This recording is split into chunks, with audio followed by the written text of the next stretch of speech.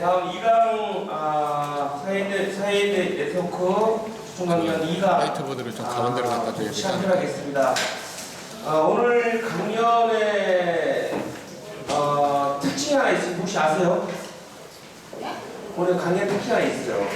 특징이요? 특징이요. 몰라요. 모르시죠? 예.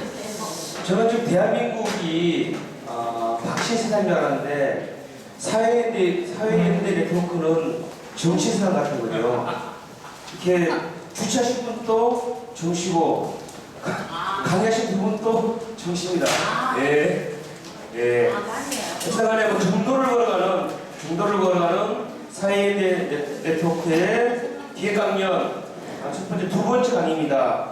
노동조합 세금 그리고 사회 연대 전략에 관해서 충남대 경제학과 정세현 교수님을 소개해 올리도록 하겠습니다. 힘차게 박수로 맞으시기 바랍니다.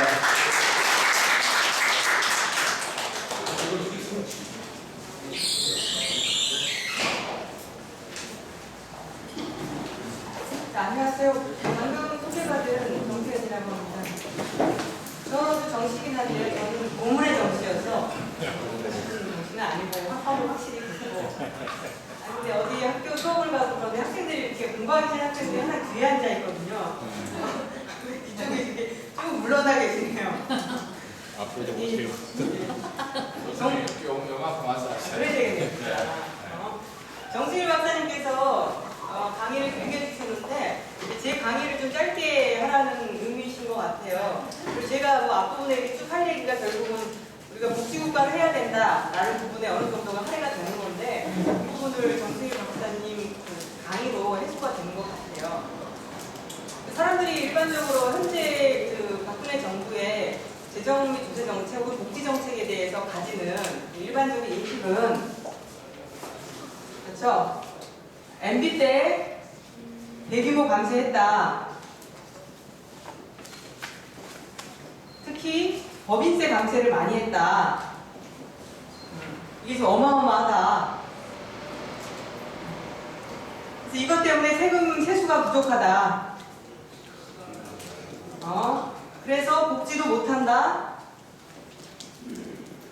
그리고 재정 건전성이 악화된다. 이렇게 이제 일반적으로 생각을 합니다. 그렇죠? 이 재정 건전성 악화라는 거는 용어는 이렇지만 그냥 결국에는 재정 적자가 늘고 그다음에 정부 채무가 늘고 이런 구조예요. 재정 적자라고 하는 거는 정부 수입에서 지출을 뺀 거거든요. 그러니까 먼저 세수가 부족해서 법인세를 많이 깎아주다 보니까 이 수입이 부족해져서 지출은 그대로 있는데 수입이 부족해지니까 이게 마이너스로 가고 재정적자가 많아지고 적자가 나는 거를 빚을 내서 메꾸다 보니까 정부 채무가 늘어나고 그래서 재정 건전성이 악화된다. 보통 이제 이렇게 생각을 하고 대략적인 현재 상황은 이것이 맞는다고 저도 생각을 합니다. 조금 여기에서 이제 이것이 맞는다고 생각을 하고 향후에 그러면 우리가 어떤 재정조세 정책 혹은 복지 정책을 해야 되냐라고 할 때는 이것의 반대로서 법인세를 대규모로 다시 법인세를 돌려서 법인세를 감세를 부피시켜서 법인세 감세를 철회해서 그러면 이제 모든 문제가 해결이 된다. 보통 이렇게 생각을 하죠. 법인세를 감세를 하면은 다시 대규모의 세수가 들어올 거니까 이걸로 복지하고 이걸로 빚도 갚고 이것도 이렇게 이제 빚이 오고 맞죠. 빚이 이렇게 생각을 합니다. 근데 이러한 생각에는 어느 정도의 과장이 좀 있어요. 과장이 예를 들어 MB 당시에 대규모의 감세를 했다고 하지만 이거를 이제 MB 당시 했던 감세 중에서 소득세 감세도 있고 법인세 감세도 있고 종부세 감세도 있고 그렇잖아요. 근데 생각해보시면 소득세 감세가 전 구간에서 있었어요. 그래서 저소득층부터 해서 고소득층가 있었는데 오히려 고소득층은 감세하지 않고 그 뒤에 세율을 올렸어요. 그러니까 소득세 감세만 보면은 MB 시절에 오히려 서민 감세를 했었어요. 감세를 했는데 서민 감세를 했었고, 그다음에 법인세도 보면 이것도 중소기업이 13%에서 10%로 내린 거, 그다음에 대기업이 25%에서 뭐 20%, 22%로 내리는 거거든요. 이걸 보면 법인세도 사실은 중소기업을 위한 감세 부분도 있었고 대기업을 위한 감세 부분도 있었어요. 그래서 자, 하나 우리가 과장해서 생각을 하는데 MB 당시 대규모의 감세는 단지 재벌 법인세만 감세해 준 건 아니었다. 제가 왜 이렇게 좀 정확하게 말씀드리냐면 향후에 뭐 복지 세력이 집권을 하든 아니면 뭐 야당이 뭐 집권을 하든 그때가 되었을 때도 이제 동일한 어떤 비난이 올 텐데 모든 것은 정확하게 사실에 근거해서 비난을 해야 되기 때문에 이런 말씀을 드리고, 그다음에 그 당시에 감세라고 하는 게 진짜 재벌 법인세만 깎아준 건 아니었다라는 것이 하나의 문제고, 또 하나는 재벌에게 법인세를 깎아줘서 예를 들어 5년 동안 깎아줬던 것이 저의 발제문에 나오는데 제가 좀 이제 나이가 들어서 이 숫자가 많이 깎았는데 잠깐만요. 자, 얼마 정도 깎아줬냐? 예, 여기 있다. 여기 31페이지에 보시면요. 31페이지에 두 번째 문단에 위에서 쭉 보시면 하나, 둘, 셋, 넷, 다섯, 여섯, 일곱, 여덟, 아홉 줄로 보시면 그 중에 27조 8천억 원이 대기업, 중견기업에게 비속이 되었다라고 되어 있어요. 그러니까 중견기업까지 포함해서 대기업에게 한 27조 8천억 원이니까 28조가 간 거거든요. 이거 이제 중견기업에게도 간 거니까 이걸 감안하고, 만약에 이만큼을 다 대기업이 법인세를 감면받았다, 감세받았다라고 하더라도 그게 한 25조라고 생각해 봅시다. 25조. 이게 5년 동안 25조를 받은 거예요. 그럼 1년 동안 어느 정도 받은 거죠? 5조 정도 받은 거예요. 우리나라 GDP가 어떻게 되죠? 한 1,500조 원 정도 돼요. 그럼 5조 정도 받았다라고 하면은 이게 몇 퍼센트 정도 되는 거죠? 1%가 얼마예요? 15%. 5%면 그러면은 한 0.33% 정도예요. 그래서 이걸 적게 받았다는 건 아니고, 지금 뭐 1년 내에 걷는 이 법인세 세수가 한 50조 원 정도 되거든요. 45조, 50조 원 정도 되니까 5조 정도면 한 10%를 감세 받은 거예요. 그래서 적게 받은 건 아니지만 제가 드리고 싶은 말씀은 사실은 이 법인세를 감세를 철회해가지고 다시 연간 5조 원 정도를 우리가 더 걷는다고 해서 이걸 가지고서 복지를 하기는 어렵다라는 말씀을 드리고 싶은 거예요. 그래서 자꾸 우리는 MB 시절에 이 대규모 감세 때문에 모든 것이 안 되는 것처럼 이렇게 생각을 하는데 어떻게 진행이 됐냐면 노무현 정부 때도 감세를 했었고 김대중 정부 시절에도 감세를 했어요. 김대중 정부 시절에도 소득세 다 2%씩 세율 인하시켜줬고, 노무현 정부 때도 세율 다 2%, 소득세 세율 2% 인하시켜줬고, 법인세도 마찬가지였어요. 법인세도 김대중 정부, 노무현 정부 다 2%씩 인하시켜줬어요. 그래서 법인세하고 소득세를 보면은 이명박 정부도 비슷한 수준의, 소득세 같은 경우는 비슷한 수준으로 깎아줬고, 법인세는 거기에 비해서 한 1%포인트 정도 더 깎아준 것이지. 그럼 핵심은 뭐냐면은 이명박 정부의 MB 정부의 감세 정책의 핵심은 이 종부세가 사라진 것인데, 종부세가 많이 거칠 때 뭐 2조, 3조 이렇게 거쳤으니까 사실은 그 액수도 엄청나게 많은 건 아니에요. 근데 이제 이것이 상징성이 크고 이것이 부동산 자산가들, 바다 소유자들에게 걷는 것이기 때문에 상징성이 큰 것이지. 그래서 정리하면 뭐냐면요, 우리나라 정부는 가장 큰 특징이 세금을 많이 안 걷는 나라다. 많이 걷는다고 생각을 하지만 사실은 조세 부담률 수준이 다른 OECD 국가에 비하면 상당히 낮은 나라다. 마치 MB 정부 시절에 엄청나게 걷어서 모든 국민들이 힘들 것처럼 생각하지만 그것을 회복한다고 해서 대규모의 그 복지를 할 수 있는 액수는 거쳐지지 않는다. 33페이지를 한번 보시면요. 네. 33페이지를 한번 보시면 맨 위에 있는 것이 OECD 국가들의 총 지출 수준이에요. 맨 위에 있는 선이 OECD 국가들의 그 2012년 기준으로 GDP 대비예요. 이건 국가 규모 대비로 GDP 대비로 한 2% 정도를 전체 총 지출로 쓰고 있고, 복지에 얼마 쓰고 있냐면 재밌는 것이 그 보면은 중간에 여러 개 선이 붙어져 있죠. 한 3개 선이 있죠. 그 중에 하나가 OECD 국가들이 복지에 쓰는 거하고 OECD 국가들이 복지 이외에 다른 데 쓰는 것이 다 붙어 있는 거예요. 그래서 OECD 국가들은 거둔 것 중에서 한 절반은 딱 복지로 쓰고 있고, 절반은 딱 복지 이외의 나머지 사업들, 경제 아니면 행정 아니면 등등등 이렇게 이제 쓰고 있어요. 우리는 어떠냐면은 걷는 거는 맨 위에서 두 번째 선이기 때문에 OECD 국가들에 비해서 한 10%포인트 정도, 한 15%포인트 정도 덜 걷고 있고, 그런데 재밌는 거는 비복지, 복지 이외의 다른 지출은 그 중간에 3개 있는 선하고 똑같아요. 그러니까 OECD 국가들하고 똑같이 쓰고 있어요.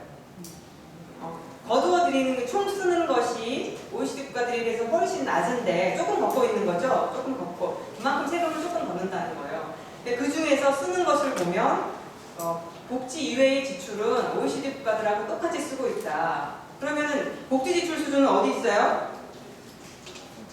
가장 밑에 있죠. 밑에. 자, 이걸 보면은 알 수 있는 것이 복지 지출 수준이 아주 매우 낮다. 한 OECD 국가들의 한 반 정도다. 그것을 알 수 있어요. 자, 오케이. 그래서 결정적으로 차이가 나는 건 우리는 세금을 많이 걷는 나라가 아니고, 그런데 문제는 세금을 걷어들이는 것에서 쓰는 것을 보면 복지 이외의 경제나 이런 것들은 적게 걷어들임에도 불구하고 OECD 국가들하고 똑같이 쓰고 있는데, 그러면 어디 부분을 안 쓰고 있는 거예요? 돈을 못 걷어서? 복지 지출 부분을 그만큼 안 쓰는 거예요.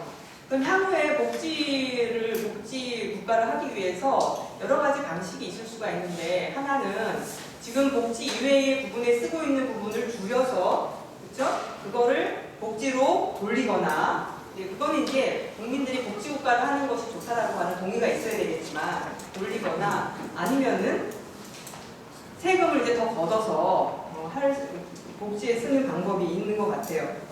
근데 제가 생각해 봤을 때는 우리나라의 그 정부 지출 규모가 다른 나라에 비해서 작기 때문에 굳이 세금을 더 걷어서 하는 것이 맞는 방향이지, 다른 지출을 줄여서 하기보다는 그거는 좀 한계가 있을 것이다, 이렇게 생각을 해요.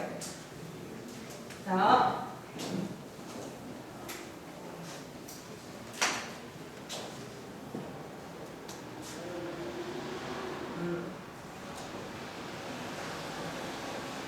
복지국가를 하기 위해서, 복지국가를 한다라고 하는 거는 현재보다 이제 복지 수준을 늘리는 건데, OECD 평균 수준으로 하려면 지금의 한 2배 정도는 늘어나야 돼요. 자, OECD 평균 수준을 하려면은 지금보다 2배는 늘어야 한다. 근데 사람들이 항상 이렇게 얘기해요. 우리나라는 OECD보다 못 살고, 그런데 누가 누구를 따라가려면 뭐가 이렇게 찢어지고 뭐 이런 게 있잖아요. OECD보다 못 사는데 OECD 평균 수준의 복지를 하는 것이 맞는 것이냐, 이런 질문을 많이 하는데, 그래서 경제학자들이 이제 그 GDP 1인당 GDP 수준과 고령화 수준을 가지고서 비교를 해봤어요. 고령화 수준을 가지고 비교.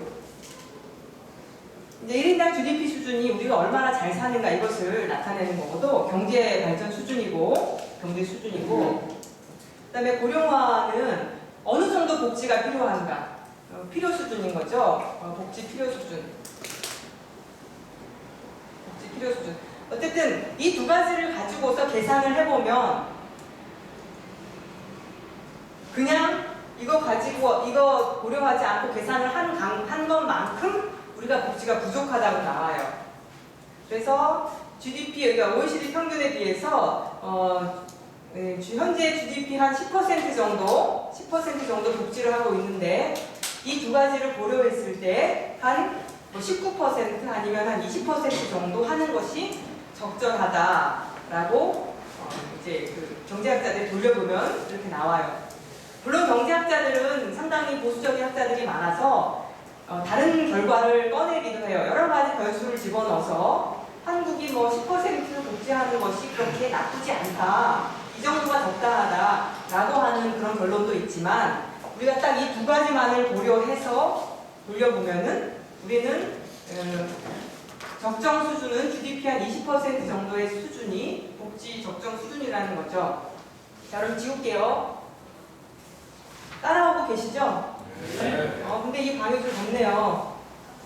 그쵸? 아니, 덥다고요? 괜찮아요. 저는 괜찮은데, 괜찮으세요? 예. 자, 그래서 OECD 평균 수준에 이게 2배, 이게 이상한데 평균 수준에 이르려면 현재의 2배, 2배로 증가해야 된다. 그럼 현재 우리가 복지로 어느 정도 쓰고 있느냐? 현재 우리가 복지로 한 150조 원 정도 쓰고 있어요.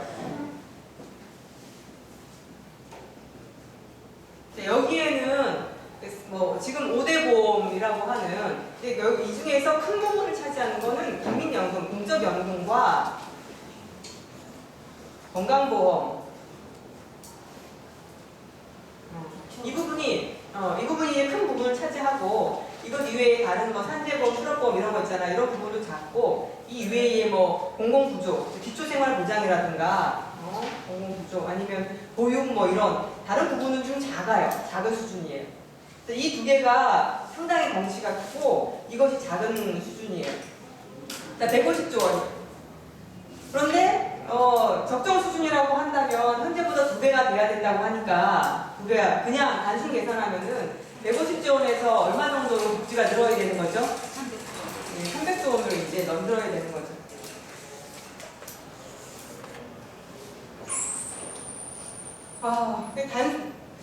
근데 이제 이렇게 써놓고 보면은 이게 이제 엄청난 거예요. 저는 진짜 궁금해요. 다른 나라는 어떻게 이렇게 하고 있지? 스웨덴은 그냥 OECD 평균보다도 뭐 1.5배 이렇게 많이 하고 있거든요.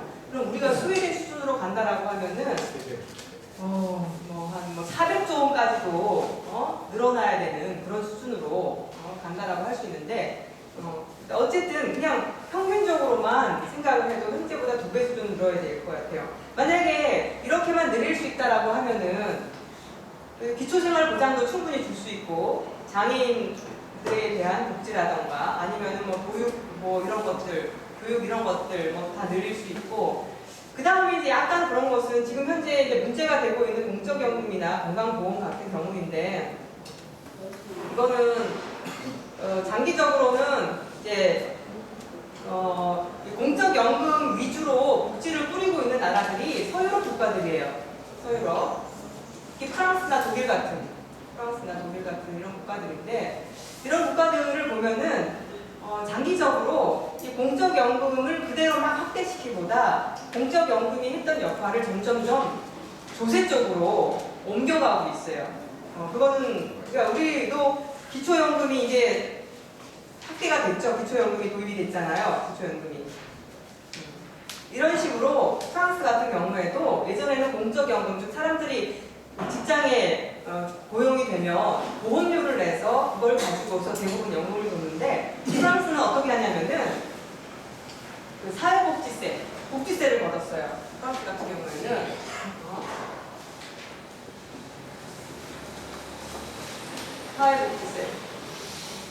사회복지를 걷어서 예전에 사회보험료로만 하던 이런 공적연금 부분을 커버하기 시작했어요.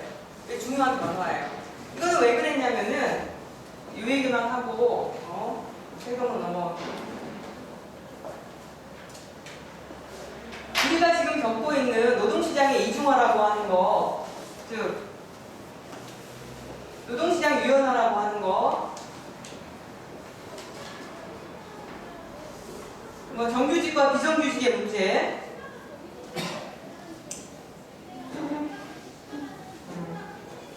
프랑스든 어느 나라든 이런 문제가 제로인 나라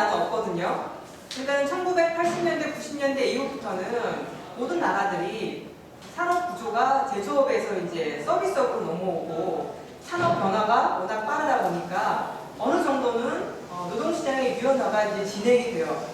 그러다 보니까 공적연금, 어떤 사회보험 위주의 그런 그 복지정책이라고 하는 것은 좀 정규직, 직업의 안정성도 보장이 되고 월급도 어느 정도 되고 그런 사람들이 많은 체제에서 유지가 되거든요.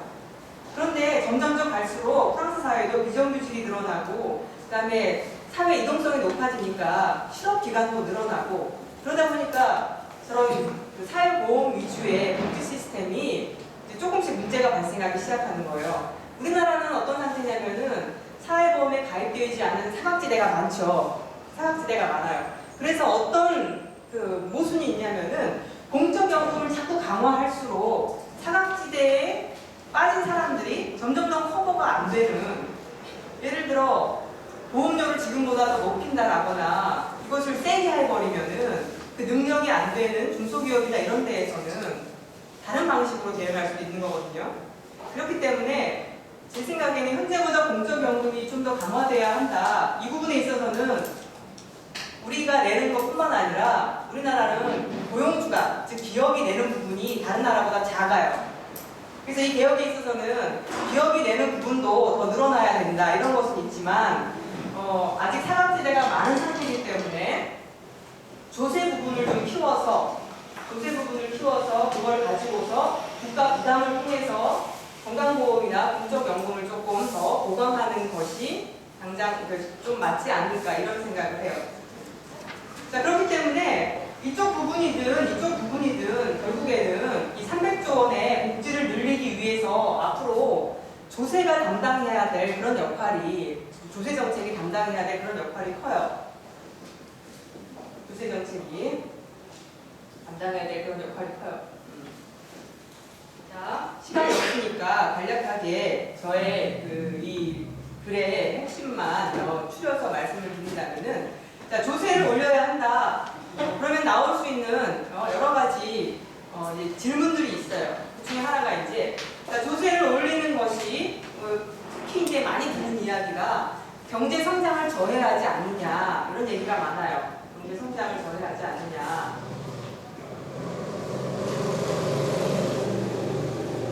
자, 여러분들은 어떻게 생각하세요? 우리 정영모 선생님. 그렇지만 않죠. 예, 그럼 논리, 경제 성장을 저해한다는 사람들이 하는 논리는 주로 뭐죠? 신경 져야 한다는 사람. 예, 조세를 올리면, 세금을 올리면 경제 성장을 기업이 세금을 많이 받으니까 그렇죠. 투자할 여력이 없으니까. 그렇죠. 세금을 올리면 투자가 줄어든다. 근데 이거를 경제학자들이 우리나라 데이터를 가지고 이렇게 막 돌려봤거든요. 법인세율이 올라가거나 내려갈 때 투자가 늘었냐 줄었냐, 물론 투자를 결정하는 다른 여러 요인도 있기 때문에 한꺼번에 이제 고려를 해야 돼요. 그래서 나온 결론은, 이거는 보수적인 경제학자든 진보적인 경제학자든 대부분의 결론이 상관이 없다. 법인세를 올리거나 내리는 것이 특히 우리나라 같은 경우에는, 다른 나라는 모르겠지만 우리나라는 투자에 큰 영향을 미치지 않았다. 이런 것이 많아요. 오케이. 네, 다른 거. 자, 세금을 올리면, 이제 특히 법인세를 올리면 투자를 저해한다라고 하고, 소득세를 올리면 뭘 저해한다고 하죠? 소비. 그리고 또 어떤 것도 있냐면은, 이거는 소득세를 올리면 사람들이 자기 소득에 대해서 더 세금을 내야 되잖아요. 그러니까 싫다 이거야. 나는 일하는 시간을 줄인다라고 얘기해요. 그게 말이 되는지 안 되는지 모르겠어요. 근데 경제학자들이 그렇게 얘기해요. 세금, 소득을 올리면 사람들이 일을 덜 한다. 사람들이 일을 덜 하기 때문에 생산이 덜 돼서 경제 성장이 저해된다. 보통 이제 그거를 노동 공급이 줄어든다라고 해요. 노동 공급이 줄어든다. 세금을 올리면 사람들이 일을 덜 하고, 일을 덜 해서 소득이 줄어들고, 그러니까 이제 소비도 줄어든다. 또 이렇게 경제학자들이 얘기를 해요. 그래서 이것도 데이터를 가지고서 이렇게 조사를 해봤는데, 이것도 대부분의 연구들이 그 효과가 별로 없다. 이렇게 나왔어요. 자, 이거는 제가 이쪽을 옹호하기 위해서가 아니라 경제 성장을 저해하지 않는다. 이것이 이제 분명히 나왔는데도 불구하고 문제는 뭐냐면은 그 많은 경제학자들이 모형을 만들어서 세금이 변화할 때 경제에 어떤 영향을 미치느냐라는 연구를 할 때 모형 자체를 법인세율을 올리면 투자가 줄어들고 소득세율을 올리면 모형 그 일하는 것과 소비가 줄어들도록 모형을 아예 만들어요 처음부터. 그렇게 만든 상태에서 세율 변화가 이런 효과를 가져온다라는 식으로 만들기 때문에 일반 국민들은 그걸 알 수가 없어요. 이해되시죠? 그 경제학자들이 상당히 이게 무서운 사람들이에요. 그냥 이거 녹화가 되네요. 경제학자들이 아주 무서운 사람들이에요. 거기에 재정 지출이 늘어나게 되면 예? 재정 지출이 늘어나게 되잖아요. 예. 지금 얘기하신 대로 하면 예. 이 세금을 이제 걷어서 다시 이제 국가가 지출하게 되면 전체적으로는 경제 성장이 돼야 되죠. 경제 성장이 이제 그러니까 소비가 만약에 줄더라도 다른 쪽에 이제 지출 예. 조세 지출을 통해서 예. 그러니까 복지 지출을 통해서 예. 만약에 하게 되면 다시 이제 소비를 활성화시킬 수 있는 예. 방안들이 돌기 때문에 결국은 거시도 똑같다. 전체적으로 보면은 경제 성장률에는 영향이 없을 거다라는 뒤에 가서 예. 그 말씀을 드리면 만약에 이쪽 걷어서 이쪽 주는 거니까 영향이 없다 이렇게만 말해도 좋은데 경제학자들은 어떻게 하냐면은 경제학자들은 어떻게 하냐면은 복지를 받는 사람들은 이번에는 또 이래요. 세금을 내는 사람들도 일을 안 하고 복지를 받는 사람들은 일 안 하고. 일 안 한다는 거 이렇게 얘기해요. 그러니까 이쪽에서 걷어서 이쪽에 주는 거는 이쪽도 더 일 안 하게 하고 이쪽도 더 일을 안 하게 하니까 그 다음에 또 어떻게 하냐면은 그런 모형 그리나요? 왜? 얼마만큼 안 하는지 이런 것들. 예. 그런 모형을 만들어요. 그래서 이렇게 걷어서 이렇게 써도 이렇게 쓰면 더 효과가 없는 거예요. 이건 복지를 하면 할수록 더 효과가 없는 거예요. 그리는 사람 마음대로. 그 거신 모형이 그렇게 돼 있어요. 인간은 그렇다는 거예요. 인간은 세금을 내면 일을 안 하게 돼 있고 왜냐하면 세후소득이 줄어드니까 그 다음에 인간은 복지 지출을 받으면 일을 안 하게 돼 있다는 거예요. 그게 기본적인 전제예요. 인간에 대해서. 그런 식으로 모형을 만들면 이거는 어쩔 수 없이 항상 복지를 하면은 소득이 줄어들게 돼 있어요. 이런 모형 하에서. 근데 이제 선생님 말씀은 그래도 이쪽에서 걷어서 이쪽으로 걷으면은 이쪽으로 주면은 똑같지 않냐 이런 건데요. 여기서 이제 더 나아가면 이렇게 얘기할 수 있어요. 우리가 이제 소비 성향이 다르다고 하거든요. 이제 돈 많은 사람들은 돈이 너무 많기 때문에 그걸 쓸 데가 없다는 거예요. 그래서 쓰지 않는 거를 이렇게 걷어가지고 이쪽에 주면 돈 없는 사람은 돈이 없어서 못 쓴다 이거예요. 그래서 똑같은 액수를 100만 원 이쪽에 걷어서 이쪽에 주면 이쪽에 10명한테 나눠서 주면은 이쪽은 100만 원이 있어도 그냥 저축을 하겠지만 안 쓰겠지만 100만 원을 걷어서 10만 원씩 다 나눠주면 이 10만 원은 어떻게 된다? 다 소득을 쓴다 이거예요. 근데 이제 이거를 하여튼 모형은 이렇게 작성이 안 되기 때문에 말로는 우리가 항상 아니다 이렇게 얘기하는데 모형만 돌리면 성장 효과가 없는 것처럼 나와서 제가 수학을 더 잘해서 모형을 만들어야 되는데 누구 수학 잘하는 학생 하나 꽂혀가지고 어쨌든 그래요. 그래서 경제 성장을 조회하는가 그냥 직관적으로 상식적으로 생각해도 그게 아닌데도 그러니까 만약에 이런 건 있을 수 있어요. 우리가 복지를 너무 많이 한다 진짜. 그래서 사람들이 진짜 복지병에 걸려서 일을 안 한다. 이러면은 그럴 수가 있죠. 근데 한국은 그런 사회라고 말하기에는 복지 수준이 너무 열악하기 때문에 복지병에 걸렸다. 세금을 너무 많이 내기 때문에 일을 안 한다. 이렇게 말을 할 수도 아직 그런 단계가 아니라는 거죠. 그 다음에 두 번째로 생각할 거는 제가 여러 가지 외우지는 못하니까 그래서 그러면 한 3가지 정도가 더 있었는데 복지 있었고 오케이. 어떻게 세금을 늘릴 거냐 이 얘기는 아직 시간이 있으니까 한 가지만 더 말씀을 드릴게요. 자, 그 다음에 조세를 늘린다 라고 복지를 확대한다라고 하는 것에 대한 반대 의견 또 다른 건 뭐냐면요. 재정 건전성 악화를 그렇게 얘기해요.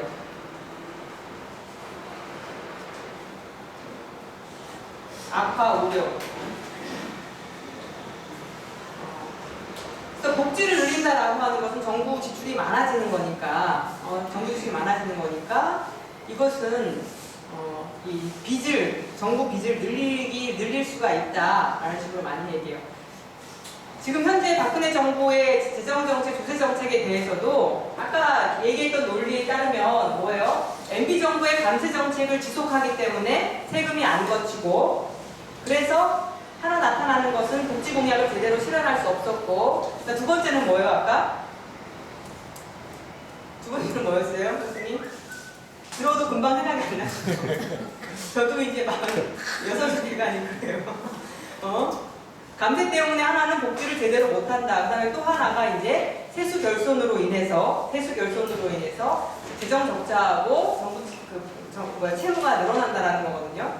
그래서 자, 이런 것에 대한 우리 이쪽에 당연한 대책은 뭐예요? 재정 건전성을 지키기 위해서는 뭘 하면 되는 거예요? 그럼 간단하게. 간단하게 증세를 하면 되잖아요. 하지만은 현 정부는 많은 또 이 관료나 이런 사람들은 세금을 올리면 무조건 경제 성장이 저하된다고 생각하기 때문에 절대 증세를 안 하려고 해요. 정세 증세를 안 하려고 해요. 자, 그러면은 재정 건전성을 지키기 위해서 절대 증세를 안 하려고 하면 이제 뭘 하려고 해요? 지출을 줄이려고 해요. 지출을 줄이려고 해요. 지금 정부가 하고 있는 게 뭐냐면은 지출을 줄이기 위해서 내년도 예산을 짤 때 모든 부처의 예산을 일괄적으로 한 10% 정도 다 일괄적으로 줄이라고 이렇게 얘기하고 있어요.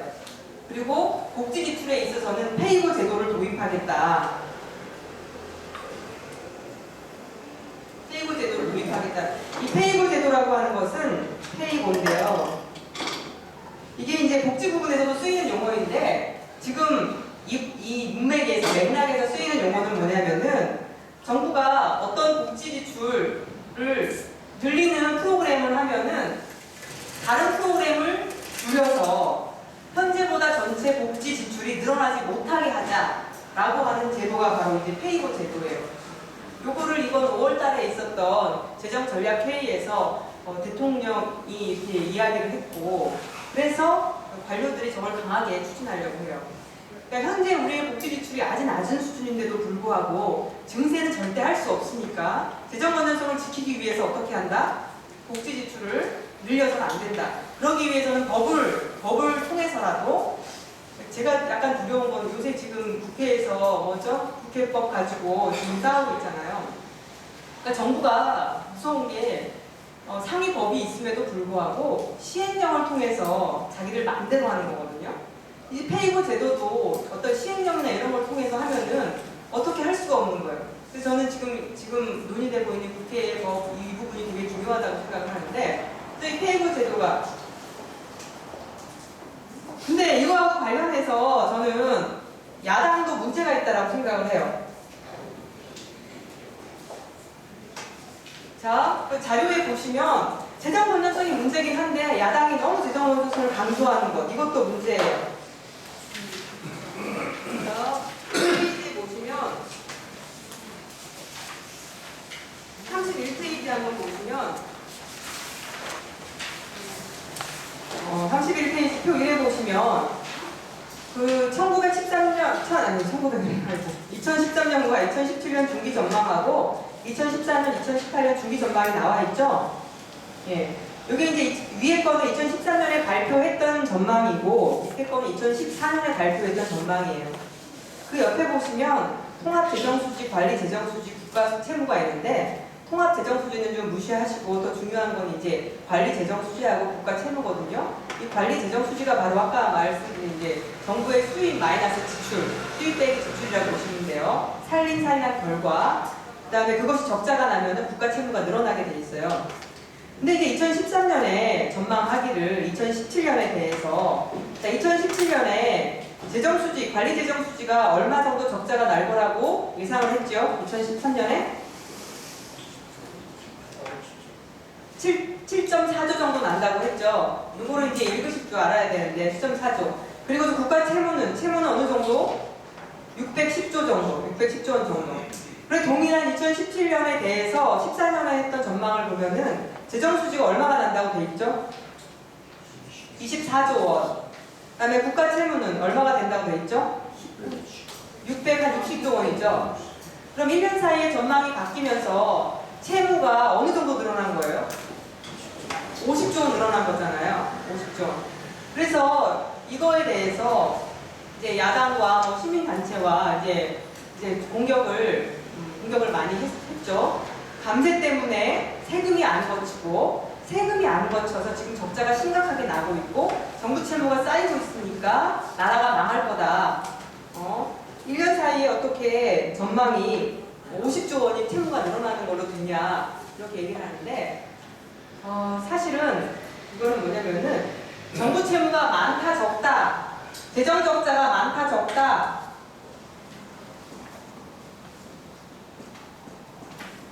많다 적다 이거는 이 절대액으로 보면 안 되고 항상 GDP 대비로 봐야 돼요. GDP 대비로 상대적인 규모로 봐야 되는 거예요.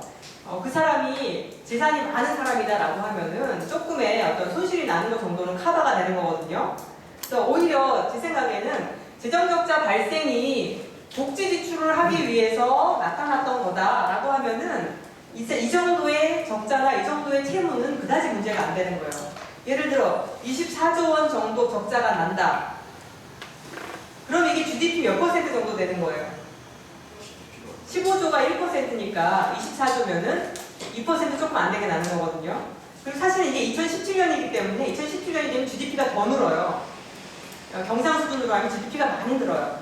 그래서 2017년 기준으로 하면은 사실은 24조 원도 GDP 한 1% 못 되게 정도 적자가 나는 거예요. 그래서 어렵게 들리실지 모르지만 핵심은 뭐냐면은 이 재정 적자가 조금 24조 원 얼마 나는 것 이거 자체는 중요한 것은 아니다. GDP로 봤을 때 중요한 건 뭐냐면은 이 재정 적자가 무슨 이유로 발생하느냐 이것이 복지를 하기 위해서 복지를 확대하기 위해서 나타난 것이라면은 이 정도의 재정 적자는 용인할 수가 있다. 지금 유럽 국가들이 위기 이후에 재정 건전성을 지키기 위해서 복지 지출을 확 줄였어요. 근데 유럽 국가들이 재정 건전성을 위해서 이제 복지 지출을 확 줄이다 보니까 오히려 GDP 자체가 줄어버려서 GDP가 줄어드니까 GDP 대비 국가 부채는 어떻게 돼요? 늘어나게 되는 그런 이제 문제가 발생해요. 그리스 같은 경우에도 1년 사이에 국가 부채가 GDP 한 50%, 30% 정도 늘었거든요. 이거는 뭐냐면은 국가 부채라고 하는 것은 그 자체가 중요한 것이 아니라 얼마나 GDP를 관리를 잘하느냐 이것이고 GDP를 늘리기 위해서 적극적인 재정정책, 적극적인 복지 지출을 해서 적자가 좀 발생하고 하는 것이라면 그다지 문제가 안 된다. 현재 우리 정부는 뭐냐면 증세는 절대 안 된다. 재정 건전성은 지켜야 한다. 그러니까 지출을 줄여야 한다. 특히 복지 지출을 줄여야 한다라고 하는 이런 위험한 생각을 하고 있는데 이것이 진행이 될수록 재정 적자를 줄이려고 하지만 지출을 줄여서 GDP 규모가 줄어들게 되면 GDP 대비 재정 적자나 정부 채무 문제는 더 심각해질 수 있다라고 하는 그런 문제가 있다. 그래서 우리도 현 정부의 재정 정책을 비판할 때 재정 건전성 이 자체가 그렇게 금과 옥조처럼 생각할 필요는 없다. 이거는 나중에 복지를 확대하는 복지국가에서는 재정 적자 문제가 나타날 수 있는 거거든요. 그러니까 이 문제는 조금 그런 시각을, 좀 다른 시각을 가지고서 가야 한다. 자, 그러면 마지막으로, 마지막에 중요한 파트로, 자, 증세를 어떻게 할 것인가, 증세 방안에 대해서 말씀을 드릴게요.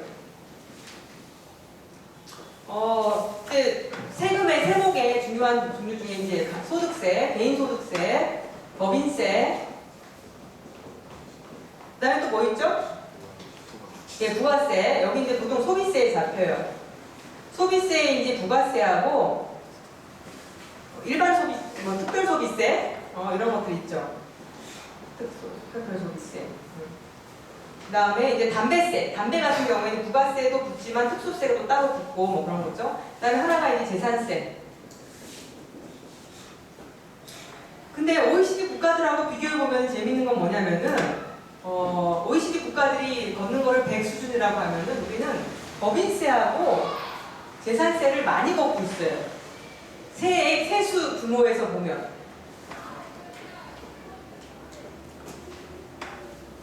그러니까 이건 약간 우리가 평소에 생각하는 거하고 달라요. 재벌들한테 감세해줘도 세금을 조금 내게 한다는데 왜 법인세를 많이 내고 있을까? 그래서 재벌들도 기업들도 이제 이걸 들어서 우리가 세금을 많이 내고 있으니까 더 낼 필요가 없다 이렇게 얘기하거든요.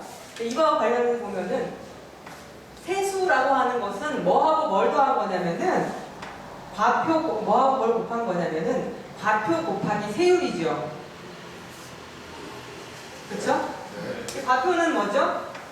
소득을 기준으로 결정되는 거죠. 그래서 법인세 같은 경우에는 이제 기업 소득이니까 보통 이제 이윤이 되는 거예요. 이윤, 영업이요, 이윤. 근데 우리나라의 법인세 세율을 비교를 해보면 다른 나라하고 OECD 평균보다도 약간 작아요. 약간 낮아요. 약간 우리나라 법인세는 약간 특이해요. 다른 나라는 다 단일세인데 우리는 한 5개 국가가 무진적으로 되어 있거든요. 근데 어쨌든 이제 대기업들한테 적용하는 세율 같은 경우에 우리가 22%인데 지방세까지 합치면 24.5% 되잖아요. 근데 OECD 평균이 한 25% 정도 되니까 비슷하거나 조금 낮다고 할 수 있어요. 자, 세율이 비슷한데 세수 규모가 크다라고 하는 것은 뭐가 더 큰 거예요?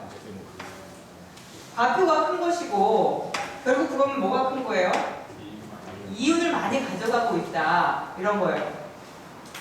자, 아마 정승일 박사님, 정승일 교수님 그 강의 중에 말씀하셨을 것 같은데 우리는 1997년 위기 이후에 가계소득하고 기업소득을 비교해 보면은 기업소득이 가계소득보다 이렇게 늘어나는 그전에 이렇게 돼 있다가 비율적으로 봤을 때예요. 절대적으로 많다는 건 아니고 97년 이후에 이렇게 막 늘어나는 이러한 모습을 보여왔어요. 좀 근데 이상하지 않아요? 외환위기 이후에 기업들이 다 어려웠다는데 어떻게 그렇게 됐을까? 외환위기 이후에 기업들이 어려웠지만 기업들이 그 어려움을 어떻게 해결했냐면은 다 구조조정하고 다 비정규직 만들고 사실은 그렇게 해서 기업들의 소득은 유지가 됐고 오히려 기업들의 소득은 비율적으로 말하면 또 증가해 왔어요.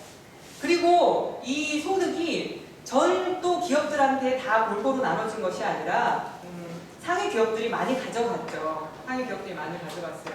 그래서 우리나라의 탑 1%가 아니라 기업들 한 0.01%, 0.001%의 기업들이 법인들이 가져가는 소득이 한 99%를 다 가져간다고 가정하면 그렇게도 얘기할 수 있어요. 그래서 기업들 어쨌든 기업의 소득이 증가했기 때문에 세율은 비슷하더라도 세수 규모가 많다는 거예요.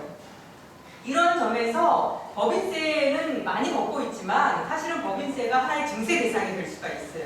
증세 대상이 될 수 있고 단순하게는 MB 때 감세됐던 것을 되돌리는 거 그러니까 지금 22%에서 상위 기업들한테 25% 걷는 거 아니면 더 나아가서 이걸 한 27% 정도 걷는 거 아니면 뭐 30%까지 한번 생각해 보는 거 이렇게 해볼 수가 있는데 이제 이건 우리 마음대로 할 수 있는 건 아니고 사실은 이제 다른 나라들하고의 어떤 어느 정도의 그 조화라든가 비교라든가 이런 것도 필요하기 때문에 OECD 국가들 중에서 가장 높은 국가보다 더 높일 수는 없는 상태이고 아마 그 단계까지 못 갈 거예요. 그래서 제가 봤을 땐 한 27%, 25%까지 우선 올리는 거 이거를 생각을 해보고 그 다음으로 이제 27%나 이 정도까지 하면 그래도 어느 정도 할 수 있지 않을까 그런 생각이 들어요.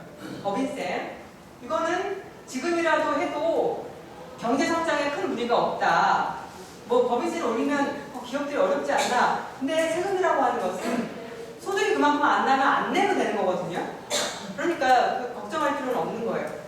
지출할 거 다 지출하고 뭐하고 하고 나서 이제 소득이 날 때 그것을 때리는 거고 특히 우리나라 대기업들은 제가 봤을 때는 현대나 삼성이나 이런 대기업들은 지금 한 반 정도 아니면 40% 정도 주식을 이제 누가 가지고 있어요?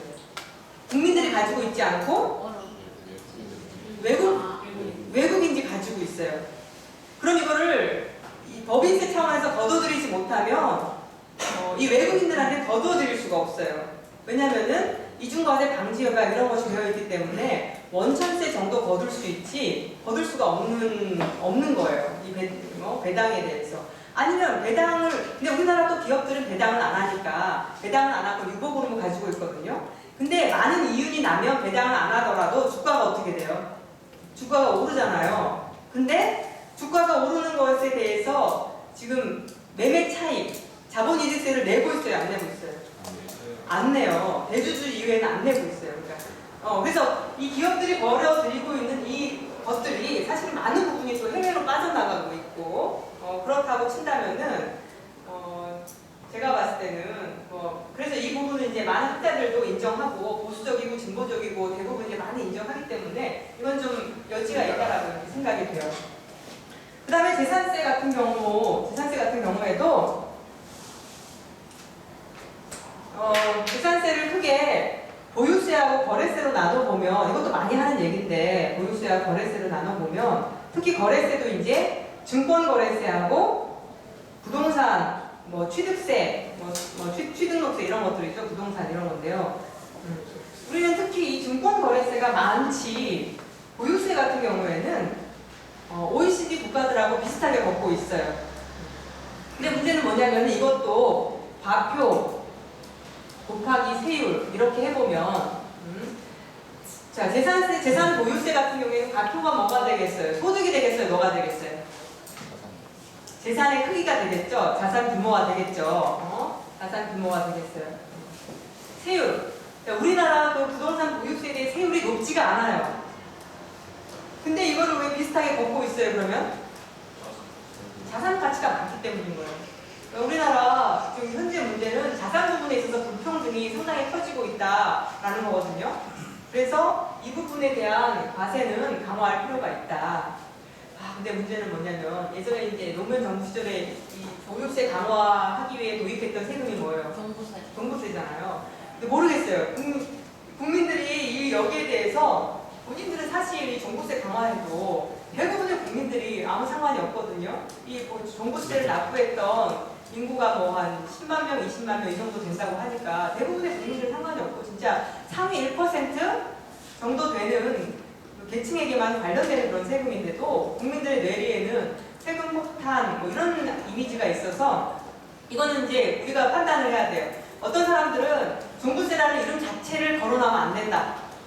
그렇게 얘기를 하는데 이 부분 중요한 것 같아요. 정세일 박사님이 하시는 부동산 문제하고도 관련해서 중요한 것 같고 최소한 지금 9억 원이나 6억 원 정도 이상에 대해서만 양도세든 종부세든 걷고 있잖아요. 그 밑에는 다 이렇게 무시하고 좀 봐주고 있거든요. 근데 진짜 누가 집 9억 원 이상짜리 집을 가진 사람이 몇 명이나 되겠어요? 그러세요? 몇 명이나 되겠어요? 그렇기 때문에 제가 봤을 때는 죄송해요. 하나님 그냥 농담이에요. 자, 그래서 강화할 필요가 있다. 이렇게 말씀을 드리고 그 다음에 남는 게 이제 크게 말씀을 드리면 소득세하고 소비세 부분인데요.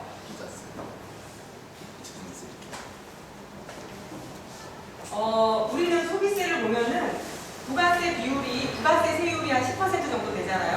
10%. 근데 OECD 국가들 같은 경우에는 이게 한 18% 정도가 된다고 해요. 그리고 세수 규모를 보면은 우리가 부가세가 GDP 한 5% 정도 걷거든요. 그리고 이거 합쳐가지고 한 8% 정도 거둘 거예요. 이게 한 3% 정도 고쳐질 거예요. 그 다음에 소비세 전체적으로 보면은 잠깐만 이거 한번 보시면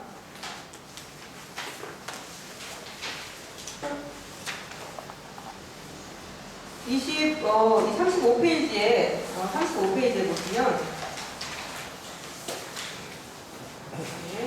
35페이지에 보시면 소비세 세수가 있거든요. 자, OECD 국가들 평균적으로 한 10.96%, GDP 대비 10.11% 정도 걷고 있죠. 자, 우리는 얼마 정도 걷고 있어요? 8.5% 걷고 있어요. 자, 부가세가 그 수준이 한 반 정도 되는데도 불구하고 상당히 많이 거치고 있는 상태예요. 어쨌든 그래서 부가세 부분에 있어서는 소비세 부분에 있어서는 우선 소득세와 관련해서 다시 말씀을 드릴게요. 그래서 그냥 말씀드리면 사실은 소비세도 올릴 여지는 있다. 올릴 가능성이 있다. 왜냐하면 세율이 한 반 정도 되고 있고 그렇지만 세수 규모를 보면은 세율이 반 정도도 불구하고 걷는 것은 반 정도가 아니라 좀 많이 걷고 있잖아요. 그런 점에서 보면은 딱히 왜냐면 소득세 같은 경우에 한번 보시면, 자, 소득세 같은 경우에 자, OECD 국가들이 평균이 8.42%죠. 8.42%예요. 그럼 한국은 어떻게 되죠? 한국은 3.5% 정도 돼요. 그래서 소비세도 우리가 좀 더 적게 걷고 있고, 그러니까 소득세도 좀 적게 걷고 있는데, 더 격차가 많이 벌어지는 것이 둘 중에 뭐죠? 이 소득세인 거예요. 자, 여기서 이제 법인세나 여기에 대해서는 복지 확대를 주장하는 경제학자들 간에 입장 차이가 없는데, 소득세하고 소비세 부분에 있어서는 약간의 입장 차이가 있어요. 어떤 이제 학자들은 이제 참여연대나 정치위원이나 이런 데에서는 소득세를 먼저 올리자. 특히 소득세 상위 1%에 대한 과세를 강화하자. 이렇게 주장을 하고, 여기에 대해서 그 사회복지학자들, 양재진 교수나 이런 분들은 소비세 증세를 주장해요. 부가세 세율을 올리자, 이런 식으로. 세율 인상.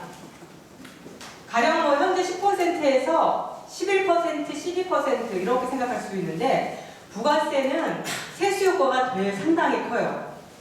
생각해보세요. 현재 한 10%의 부가세율로 GDP 5%를 걷고 있다.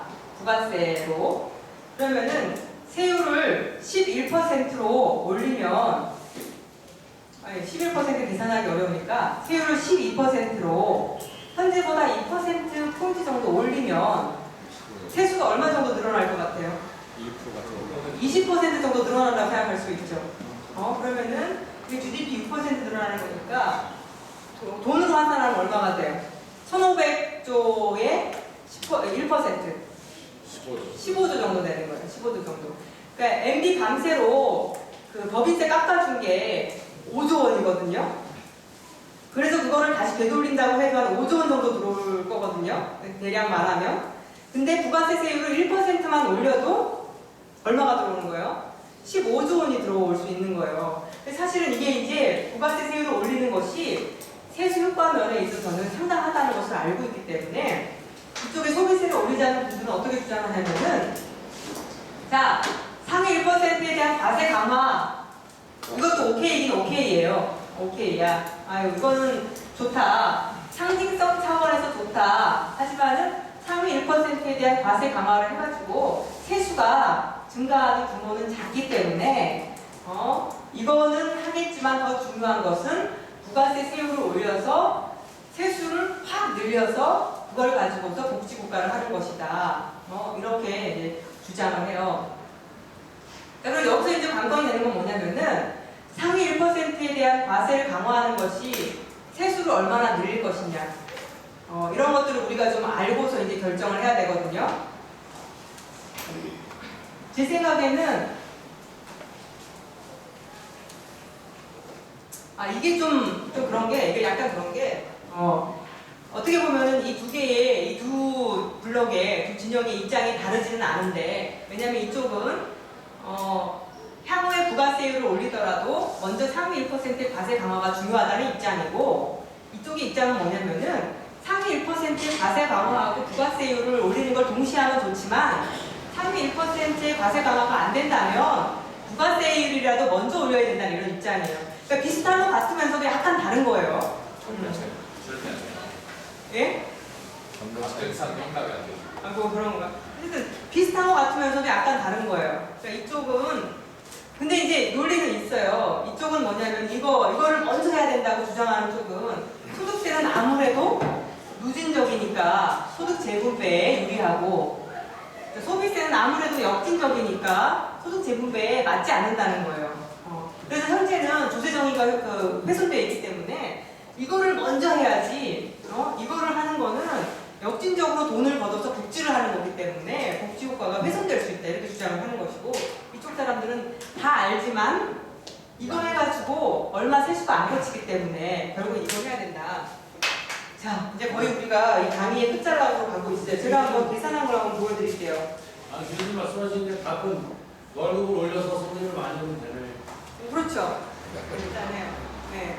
그러니까 최저임금을 올려서 예. 그럼에도 불구하고 제가 한번 보여드릴게요. 아니, 그럴 수 있죠. 최저임금이 너무 낮기 때문에 제가 한번 보여드릴게요. 그렇게 간단하게 생각하시면 안 돼요. 공부하셔야 돼요. 그렇게 간단하게 생각하시면 안 돼요. 자, 보세요. 36페이지 표 5를 보세요. 36페이지 표 5를 보시면 자, 여기에 이제 소득세하고 법인세 세율을 표로 정리해 놨어요. 보시면 아까도 말씀드렸지만 법인세 같은 경우에 다시 한번 확인하시면 우리는 24.2%이고 OECD가 25.3%이니까 그다지 차이가 없어요. 부가가치세율은 우리가 10%이고 18.9%니까 부가세 올릴 여지는 있어요. 문제는 개인소득세예요. 소득세로 와서 보시면 한국은 세율이 얼마예요? 생각했어? 41.8%예요. OECD는 얼마예요? 43.4%예요. 이 세율만 보면 우리나라 세율이 낮아요, 안 낮아요? 맞아요. 조금 낮죠. 사실은 낮아요. 크게 낮아요, 아니면 별로 낮지 않아요? 비슷해요. 문제는 이거예요. 소득세 세율이 비슷한데도 불구하고 세수는 2배 정도로 적은 거예요. 이게 좀 왜 이러냐? 이거를 보시면은 자 위에 자 39페이지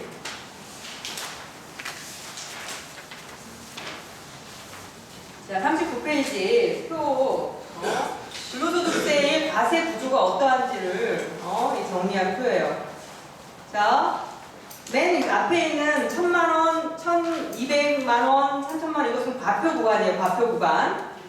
이해되시죠? 잘 보셔야 돼요. 그럼 이 사람들의 과표 구간이라고 하는 것은 소득에서 공제를 다 빼고 난 거잖아요. 원래 소득이 얼마냐? 그 옆에 보세요. 과세 소득을 보시면 자, 과표가 1,000만원 이하인 사람들이 원래 소득이 어느 정도예요? 2,000만원이에요. 자, 그런데 과표는 얼마냐면은 뒤로 쭉 가시면 뒤에 과세표준 있죠? 과세표준 평균이 얼마예요?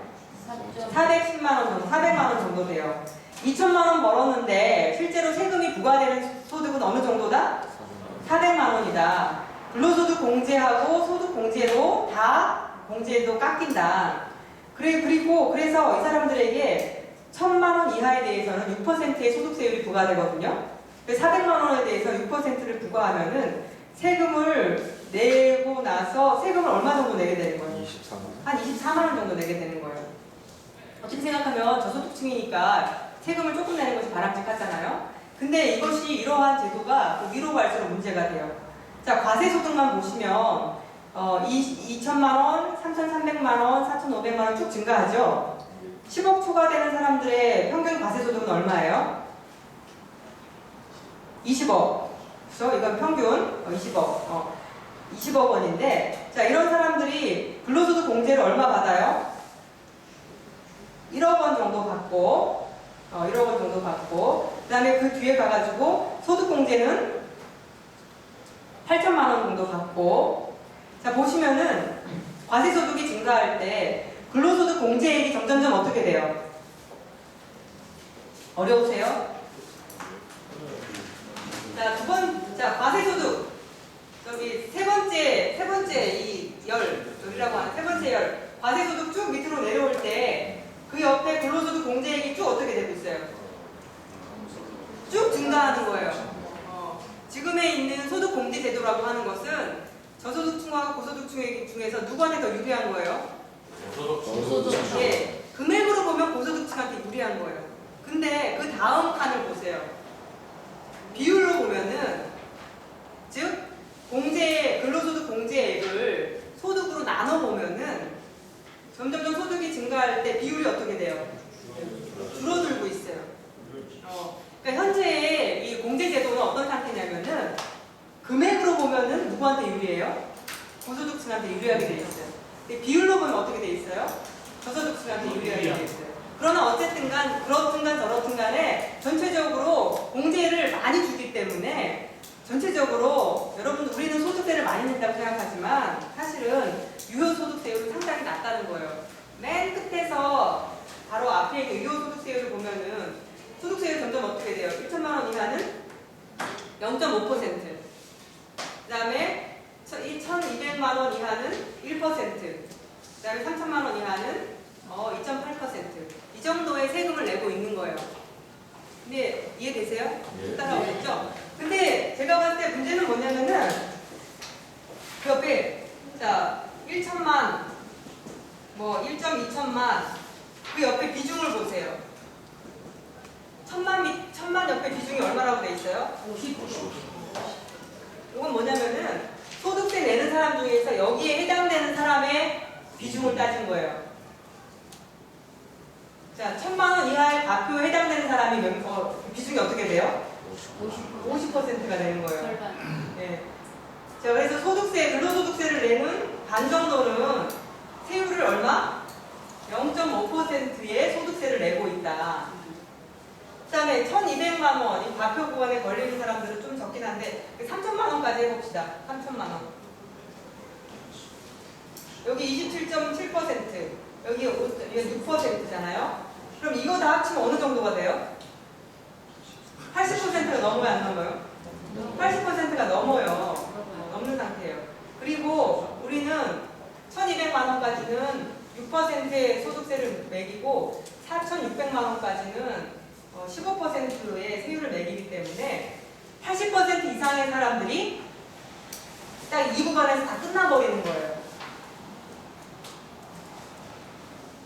근데 이제 이러한 구조의 문제는 뭐냐면은 저는 이거는 좋다고 생각해요. 이 밑에 있는 사람들은 돈을 많이 못 버니까 그리고 한국은 워낙 부동산 문제도 심각하고 사교육 문제도 심각하고 하니까 이 밑에 있는 사람들 과표 한 3천만 원 과표 3천만 원이면은 소득이 얼마인 줄 아세요?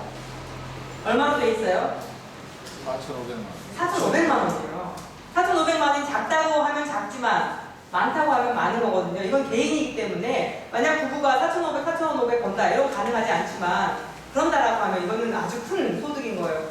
여기에 대해서 소득세율을 내는 거는 3% 정도 된다라고 하는 거는 제가 봤을 때는 과표 구간 한 1,200만 원 정도 아니면 소득 한 3천만 원 정도까지는 세금을 거의 안 내게 공제를 빡 줘야 되지만 그 이후에 대해서는 공제제도를 빡 줄여서 좀 세금을 많이 내게 하는 구조로 가지 않으면은 이건 소득세를 걷기가 어렵다 이렇게 말씀을 드리고 그 뒤에 보시면 40페이지에 제가 한번 해봤어요 계산을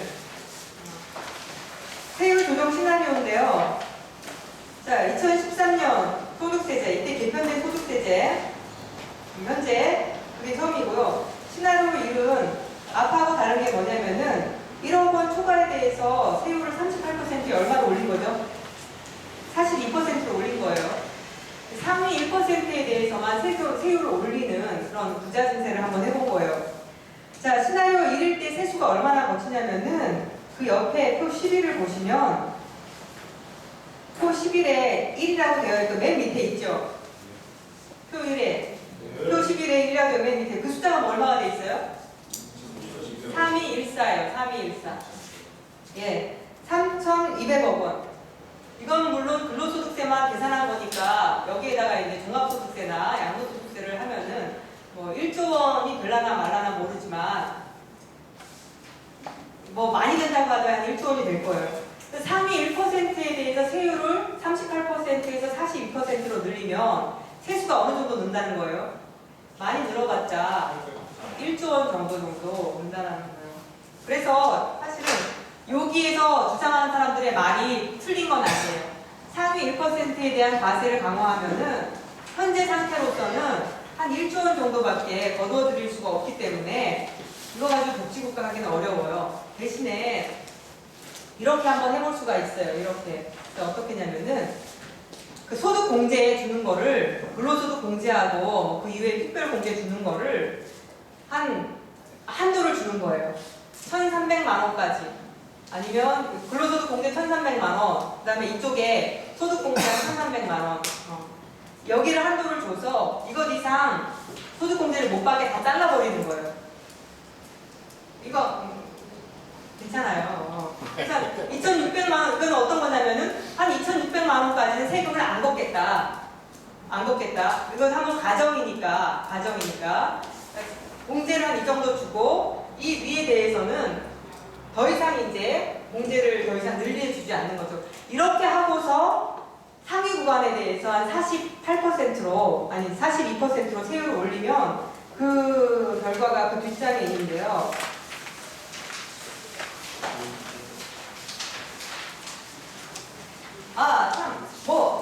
그렇게 하게 되면은 43페이지에 표 13에 보시면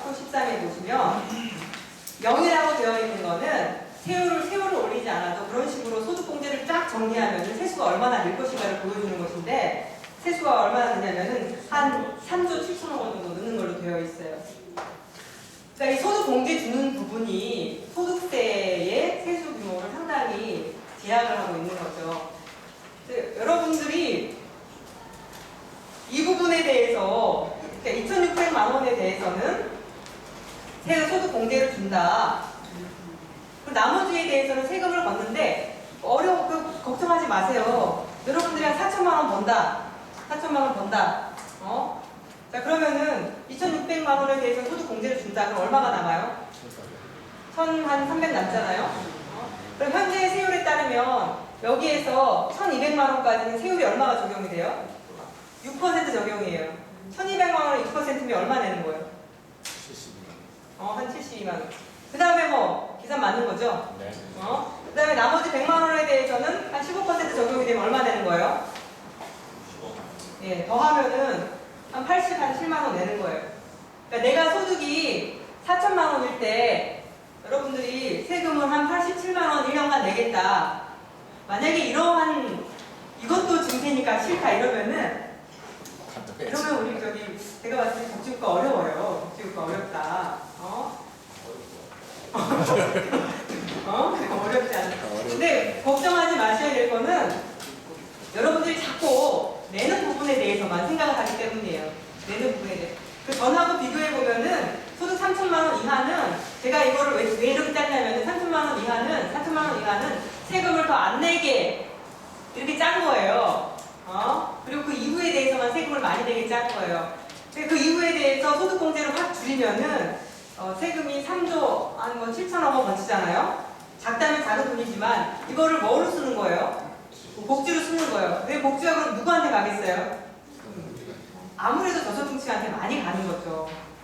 그러니까 이런 방식의 소득세를 정리를 해서, 그러니까 아까 이제 선생님께서 최저임금을 올려서 세금을 많이 내게 하자 있잖아요. 근데 제가 봤을 때는 우리 국민들이 다들 세금을 내기 싫어하고 해서 최저임금을, 하지만 이제 선생님 말씀하셨던 것처럼 최저임금을 올린다고 했을 때 그것의 대상이 되는 사람들이 워낙 저소득층이기 때문에 그 사람들이 세금을 올려도 어차피 제가 봤을 때 그분들은 과표 1,000만 원 이하 아니면 1,200만 원 이하 여기에 해당되는 분들일 거거든요. 근데 그러면 그 사람들이 얼마큼 세금을 내는 것이 이 소득세를 할 수 있느냐 이런 거예요. 자, 그래서 소득공제를 3천만 원까지 확 줄이고 그 윗부분에 있어서 세금을 늘리게 되면 요것만 말씀드리고 마칠게요. 여러분들이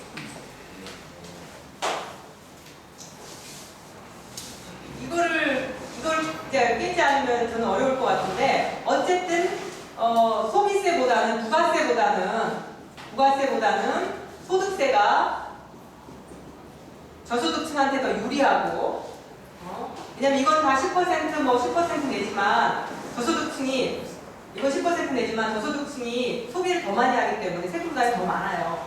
그래서 소비세보다는 소득세가 더 유리하고 소득세를 우선 정리할 때에는 이 비과세 감면을 어떤 일정 수준 이상에 대해서는 다 정리하고 그 다음에 이 윗부분에 있어서는 세율을 올리고 이게 이제 1차적으로 할 일이에요. 그럼 이걸 통해서 한 5조 정도는 거둘 수 있을 것 같아요. 이거 근로소득세만인데 종합소득세나 이런 걸 하면 더 거둘 수 있을 것 같아요.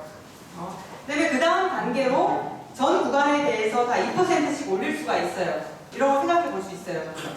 전 구간에 대해서 2% 올리는 거는 부가세 2% 올리는 것보다 훨씬 저소득층한테 유리한 거예요. 저소득층한테 유리한 거예요. 올리는 거예요.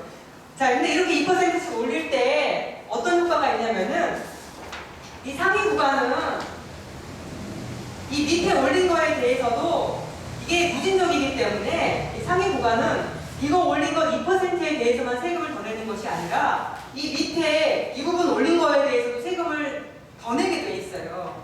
전체적으로 2% 올리는 것이 상위 구간이 돈을 더 많이 내게 하는 그런 방법이에요. 하위 구간도 내지만 그렇게 해서 해보면은 그게 이제 시나리오 2예요. 시나리오 2.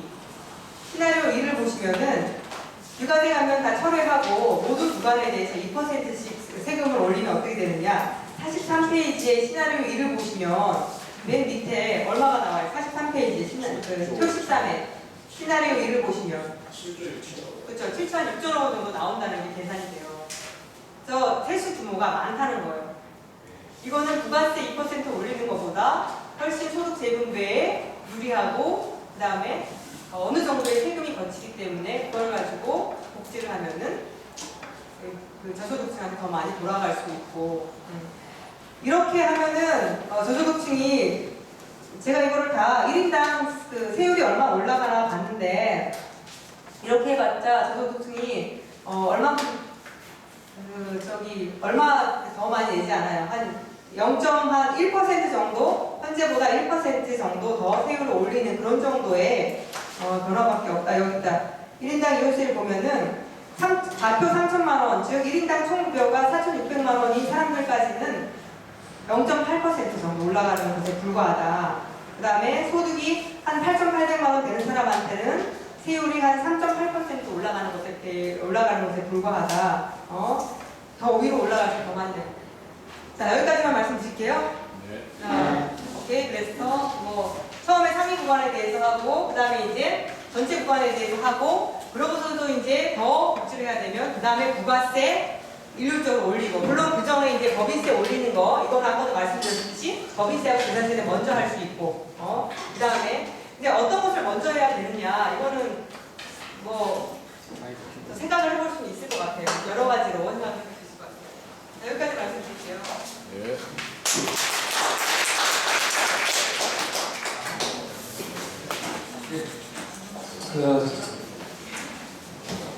배워서 남주고 세금 내서 남주면 가장 좋은 것 같습니다. 예, 선생님 교수님 혹시 강의 중에서 이거는 내가 꼭 질문을 해야겠다라고 하시는 분 계시면은 딱 한 번만 받을게요. 예. 소득세 네. 그 지금 사업 구간을 해가지고만 상위 1%만 1% 그냥 단일하게 세율로 짜면 안 되고 제 생각은 사업 구간 짜고 15구간 짜고 55구간 짜고 이렇게 해서 정말 급하게 이렇게 올라가야 돼요. 이래야지 국민들 설득이 되고 요식적으로 설득이 되지 45정도까지 안 된다니까요. 그거는 이제 차차 해볼 수 있고, 그걸 안 되면 아무도 계산을 간단하게 해볼 수 있어요. 그러니까. 근데 이제 단순히 3억원 초과에 대해서 계산을 해보니까 올리는 것만 해도 네. 여기 나와 있거든요. 근데 24